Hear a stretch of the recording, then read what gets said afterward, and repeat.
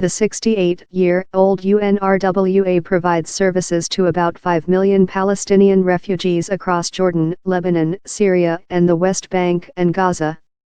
Most are descendants of the roughly 700,000 Palestinians who were driven out of their homes or fled the fighting in the 1948 war that led to Israel's creation. In Gaza, Nashat Abu El-Aoun, a refugee and father of 8, said, "The situation is bad and it will become can hardly afford living these days, and if they became unable to earn their living they will begin thinking of unlawful things." State Department spokeswoman Heather Nauert said on Friday that UNRWA's business model and fiscal practices were an irredeemably flawed operation, and that the agency's endlessly and exponentially expanding community of entitled beneficiaries is simply unsustainable.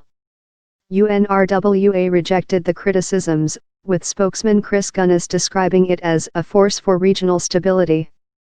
Speaking in Jordan, where more than 2 million registered Palestinian refugees live, including 370,000 in 10 refugee camps, Gunness said, "It is a deeply regrettable of the most disadvantaged, marginalized and vulnerable people on this planet are likely to suffer." Gunness said UNRWA provides health clinics, schooling for 526,000 refugee children across Jordan, Syria, Lebanon, Gaza, and the West Bank, including East Jerusalem, and food assistance to 1.7 million people, a million of them in Gaza. The agency will now ask existing donors for more money, and seek new sources of income. Biggest donor: the United States, by far UNRWA's biggest donor, slashed funding earlier this year, paying out only $60 million of a first installment in January, and withholding $65 million. It had promised $365 million for the whole year. Washington said the agency needed to make unspecified reforms and called on the Palestinians to renew peace talks with Israel. There was no immediate comment from the Israeli government to the decision by U.S. President Donald Trump's administration, which was issued during the Jewish Sabbath. But it was welcomed by some Israelis.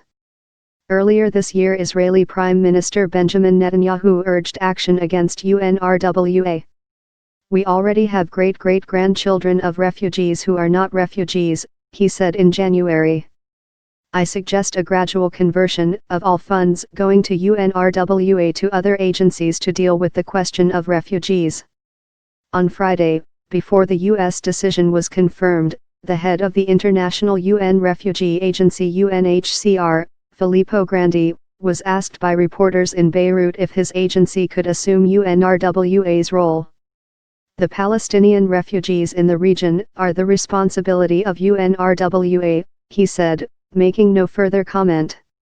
That move was a reversal of long-time U.S. policy and led Palestinian leadership to boycott the Washington peace efforts led by Jared Kushner, Trump's senior advisor and son-in-law.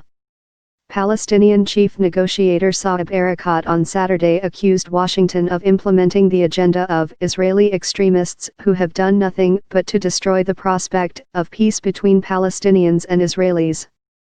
In Jala Zone refugee camp near Ramallah in the Israeli-occupied West Bank, Ayoub Abedi, whose family once lived in what is now the city of Lod in Israel, said the decision was political. "Trump wants to finish off UNRWA so he can terminate the right of refugees to return," said Abedi, 53. "Our right to return exists and neither Trump nor anybody else can cancel it." Successive Israeli government have ruled out any right of return, fearing the country would lose its Jewish majority.